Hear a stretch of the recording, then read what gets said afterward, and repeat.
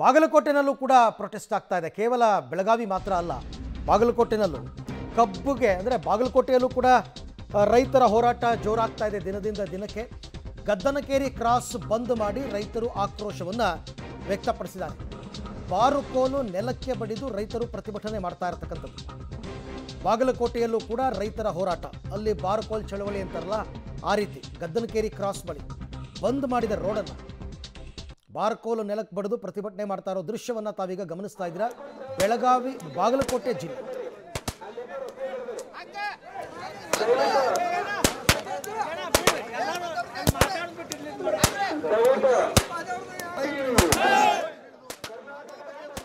ಕಬ್ಬಿಗೆ ವೈಜ್ಞಾನಿಕ ಬೆಲೆಗೆ ಆಗ್ರಹಿಸಿ ರೈತರು ನಡೆಸ್ತಾ ಇರತಕ್ಕಂಥ ಹೋರಾಟದ ಕಿಚ್ಚು ಈಗ ಜೋರಾಗ್ತಿದೆ ಅಂತ ಹೇಳ್ಬೋದು. ಈಗಾಗಲೇ ಬೆಳಗಾವಿಯಲ್ಲಿ 7ನೇ ದಿನಕ್ಕೆ ಕಾಲಿಟ್ಟಿರ್ತಕ್ಕಂಥ ರೈತರ ಹೋರಾಟ ಬಾಗಲಕೋಟೆಗೂ ವ್ಯಾಪಿಸಿದೆ. ಬಾಗಲಕೋಟೆಯಲ್ಲಿ ಕಳೆದ 5-6 ದಿನಗಳಿಂದ ಶಾಂತಿಯುತವಾಗಿರ್ತಕ್ಕಂಥ ಹೋರಾಟ ಈಗ ಹೋರಾಟದ ಕಿಚ್ಚು ಹೆಚ್ಚಾಗಿದೆ ಅಂತ ಹೇಳ್ಬೋದು. ಈಗಾಗಲೇ ರೈತರು ಬೀದಿಗೆ ಬಂದು ಹೋರಾಟವನ್ನು ಮಾಡ್ತಾ ಇರ್ತಕ್ಕಂಥ ದೃಶ್ಯಗಳು ಸಹಜವಾಗಿ ಇಲ್ಲಿ ಕಂಡು ಬರ್ತಾ ಇರತಕ್ಕಂಥದ್ದು.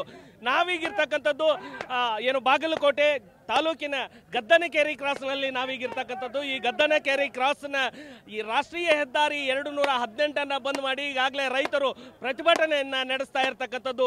ಸಾಕಷ್ಟು ಜನ ರೈತರು ಬಂದು ಈ ಸರ್ಕಾರದ ವಿರುದ್ಧ ಆಕ್ರೋಶವನ್ನು ಹೊರ ಹಾಕ್ತಾ ಇರತಕ್ಕಂಥದ್ದು.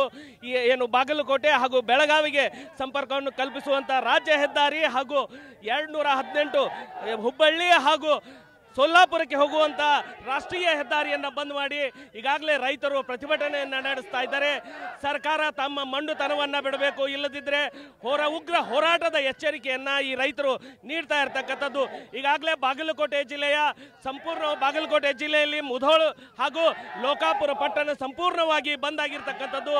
ಅದಕ್ಕೆ ವ್ಯಾಪಾರಸ್ಥರು ಸಹ ಬೆಂಬಲವನ್ನ ಘೋಷಣೆ ಮಾಡಿರ್ತಕ್ಕಂಥದ್ದು. ನೀವು ನೋಡ್ತಾ ಇರ್ಬೋದು ರೈತರ ಹೋರಾಟದ ಕಿಚ್ಚು ಎಷ್ಟಿದೆ ಅಂತಂದ್ರೆ ಸರ್ಕಾರದ ವಿರುದ್ಧ ತಮ್ಮ ಆಕ್ರೋಶವನ್ನು ಹೊರ ಹಾಕ್ತಾ ಇರತಕ್ಕಂಥ ದೃಶ್ಯಗಳು ಸಹಜವಾಗಿ ಕಂಡು ಬರ್ತಾ ಇರತಕ್ಕಂಥದ್ದು. ಮತ್ತೊಂದು ಕಡೆ ಓರ್ವ ರೈತ ಬಾರ್ಕೋಲನ್ನ ತಗೊಂಡು ಜಡಿತಾ ಇರತಕ್ಕಂಥದ್ದು. ಅಂದ್ರೆ ಸರ್ಕಾರಕ್ಕೆ ನಮ್ಮ ಬಾರ್ಕೋಲ್ ಏಟು ಬೇಕಾ ಅನ್ನುವಂತ ಎಚ್ಚರಿಕೆಯನ್ನ ಈ ರೈತ ಕೊಡ್ತಾ ಇರತಕ್ಕಂಥದ್ದು. ಈ ರೀತಿಯಾದಂತ ರೈತರ ಹೋರಾಟ ಆಕ್ರೋಶ ಇಲ್ಲಿ ವ್ಯಕ್ತವಾಗ್ತಾ ಇರತಕ್ಕಂಥದ್ದು. ಇದಕ್ಕೆ ಮುಧೋಳ್ ರೈತ ಸಂಘ ಆಗಿರ್ಬೋದು, ಹಸಿರು ಸೇನೆ ವತಿಯಿಂದ ಈಗಾಗಲೇ ಪ್ರತಿಭಟನೆ ಜೋರಾಗ್ತಾ ಇದೆ. ಹೋರಾಟದ ಕಿಚ್ಚು ಹೆಚ್ಚಾಗಿದೆ. ಈ ಬಗ್ಗೆ ಮಾತನಾಡಲಿಕ್ಕೆ ರೈತ ಸಂಘದ ಹೋರಾಟಗಾರರಾದಂತ ಈರಪ್ಪ ಹಂಚನಾಳ್ ಅವರು ನಮ್ಮ ಜೊತೆಗಿದ್ದಾರೆ. ಅವ್ರು ಏನ್ ಹೇಳ್ತಾರೆ ಅಂತ ಕೇಳೋಣ. ಸರ್, ಈಗ ಸಾಕಷ್ಟು ಹೋರಾಟ ನಡೀತಾ ಇದೆ, ಹೋರಾಟದ ಕಿಚ್ಚು ಜೋರಾಗ್ತಾ ಇದೆ. ಮತ್ತೊಂದು ಕಡೆ ಸರ್ಕಾರ ತನ್ನ ಮಂಡುತನವನ್ನ ಸಡಿಲಿಸ್ತಾ ಇಲ್ಲ, ಏನ್ ಹೇಳ್ತೀರಿ ಸರ್? ಇವತ್ತು ಕಬ್ಬು ಬೆಳೆಗಾರ ಹೋರಾಟ ಉತ್ತರ ಕರ್ನಾಟಕದ 3 ಜಿಲ್ಲೆದೊಳಗ ಒಂದು 10-12 ದಿವಸ ಆಯ್ತು ಇವತ್ತು ಕನಿಷ್ಠ ಹೋರಾಟ ನಡೆದು. ಆದ್ರೆ ಸರ್ಕಾರ ಮಂಡತನ ಹಚ್ಚೈತಿ, ಕಾರ್ಖಾನೆ ಮಾಲೀಕರು ಮಂಡತನ ಹಚ್ಚಿದಾರ. ಅದಕ್ಕೆ ಈ ಹೋರಾಟ ತೀವ್ರಕ್ಕೆ ಹೊಂಟತಿ. ಇವತ್ತೇನೋ ಒಂದು ಬೆಂಗಳೂರೊಳಗೆ ಮುಖ್ಯಮಂತ್ರಿ ಅವ್ರ ಸಕ್ಕರೆ ಕಾರ್ಖಾನೆ ಮಾಲೀಕರು ಮೀಟಿಂಗ್ ಕರೆದಾರತ್ತ. ಅವತ್ತು ಏನಾಕತ್ ನಾವು ಡಿಸಿಷನ್ ನೋಡ್ತೀವಿ. ನೋಡ್ಕೊಂಡು ಮುಂದಿನ ಸಂದರ್ಭದಾಗ ಹೋರಾಟ ಇನ್ನೂ ದೊಡ್ಡ ಪ್ರಮಾಣದಾಗ ಉಗ್ರ ರೂಪಕ್ಕೆ ಹೋಗತ್ತೆ ಅಂತಕ್ಕಂಥದ್ದು ನಾ ಹೇಳಕ್ಕೆ ಇಷ್ಟಪಡ್ತೇನೆ. ಇವತ್ತಿನ ದಿವಸ ಅವ್ರು ಸಕ್ಕರೆ ಕಾರ್ಖಾನೆ ಅವ್ರು ನಾವೇನು ಭಾಳ ಹೊರಿ ಆಗುವಂಥ ರೇಟ್ ಕೇಳಿಲ್ಲ. ಅವ್ರಿಗೆ 3500 ರೂಪಾಯಿ ರೇಟ್ ಕೇಳಿವು. ಅಷ್ಟು ಕೊಟ್ರೆ ಸರಿ, ಇಲ್ಲೇ ಒಪ್ಕೋತೇವೆ ನಾವು, ಅದೇನು ಪ್ರಾಬ್ಲಮ್ ಇಲ್ಲ. ಅಲ್ಲಿಗೆ ಬರ್ಬೇಕು ಇಲ್ಲಿಗೆ ಬರ್ಬೇಕು ಅನ್ನುವಂಥದ್ದೇನಿಲ್ಲ. ಅಷ್ಟು ಕೊಟ್ರೆ ನಾವು ಹೋರಾಟ ಹಿಂದಕ್ಕೆ ತಗೋತೇವೆ, ಇಲ್ದಾದ್ರೆ ಹೋರಾಟ ಮುಂದುವರಿದೈತೆ ಅಂತ ಹೇಳ್ತೇವೆ. ಈ CM ಅವ್ರ ಸಭೆಗೆ ರೈತರು ಗೈರಾಗಿದ್ದಾರಾ ಅಂತನ್ನುವಂಥದ್ದು? ಇಲ್ಲ, CM ಅವ್ರ ಸಭೆ ನಮ್ಮನ್ನು ಕರೆದಿದ್ದರು, ಆದ್ರೆ ನಾವು ಹೋಗಿಲ್ಲ. ನಾವು ಯಾಕೆ ಹೋಗಿಲ್ಲ ಅಂದ್ರೆ ನಾವು ಕಾರ್ಖಾನೆ ಅವ್ರಿಗೆ ಹೆಚ್ಚಿಗೆ ರೇಟ್ ಕೇಳಿಲ್ಲ, ಹೊರಿಯಾಗುವಂಥ ರೇಟ್ ಕೇಳಿಲ್ಲ. ನಾವು ಕೇಳಿರ್ತಕ್ಕಂಥ ಯೋಗ್ಯ ರೇಟ್ ಕೇಳಿವು. ಆ ರೇಟ್ ಅವ್ರಿಗೆ ಒಪ್ಸಕ್ಕೆ ಸಾಧ್ಯ ಐತೆ ಸರ್ಕಾರಕ್ಕೆ. ಅವ್ರು ಒಪ್ಪಿಸಿ ನಮ್ಗೆ ಒಂದು ಸಂದೇಶ DCM ಮುಖಾಂತರ ಸಂದೇಶ ಕಳಿಸಿದ್ರೆ ನಾವು ಒಪ್ಕೋತೀವಿ. ಸರ್, ಇವತ್ತು ಬಾಗಲಕೋಟೆಯಲ್ಲಿ ರಾಜ್ಯ ಹೆದ್ದಾರಿ ರಾಷ್ಟ್ರೀಯ ಹೆದ್ದಾರಿಯನ್ನು ಬಂದ್ ಮಾಡ್ತಾ ಇದ್ದೀರಿ.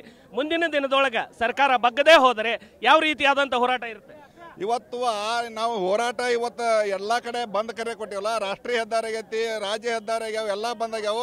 ಇನ್ನು ಮೇಲತ್ತು ನಾವು ಏನು ಓಟ್ ಹಾಕಿ ಜನಪ್ರತಿನಿಧಿಗಳದಾರಲ್ಲ ಅವ್ರನ್ನ ಬೀದಿಗೆ ತರುವಂಥ ಕೆಲಸ ನಾವು ಮಾಡ್ಬೇಕಾಗತ್ತೆ ಅಂತಕ್ಕಂಥದ್ದು ಎಚ್ಚರಿಕೆ ಕೊಡ್ತೀವಿ. ಇದಿಷ್ಟು ಇಲ್ಲಿನ ರೈತ ಮುಖಂಡರು ಹೇಳುವಂಥದ್ದು. ಈಗಾಗಲೇ ನಾವು ಸರ್ಕಾರ CM ನೇತೃತ್ವದ ಸಭೆಗೆ ನಾವು ಗೈರಾಗಿ ನಮ್ಮ ಆಕ್ರೋಶವನ್ನು ಹೊರಹಾಕಿದ್ದೇವೆ. ಒಂದು ವೇಳೆ ಸರ್ಕಾರ ತನ್ನ ಮಂಡುತನವನ್ನು ಸಡಿಲಿಸದೇ ಇದ್ದಲ್ಲಿ ಮುಂದಿನ ಹೋರಾಟ ಉಗ್ರ ರೂಪಕ್ಕೆ ತೆರಳುತ್ತೆ. ಪ್ರತಿ ಟನ್ಗೆ 3500 ರು ಕೊಡಲೇಬೇಕು ಅನ್ನುವಂಥ ಆಗ್ರಹವನ್ನ ಇಲ್ಲಿನ ರೈತರು ಮಾಡ್ತಾ ಇರ್ತಕ್ಕಂಥದ್ದು. ಕ್ಯಾಮ್ರಾಮನ್ ಆನಂದ್ ಜೊತೆ ರವಿ ಹಳ್ಳೂರು, ಪಬ್ಲಿಕ್ ಟಿವಿ, ಬಾಗಲಕೋಟೆ.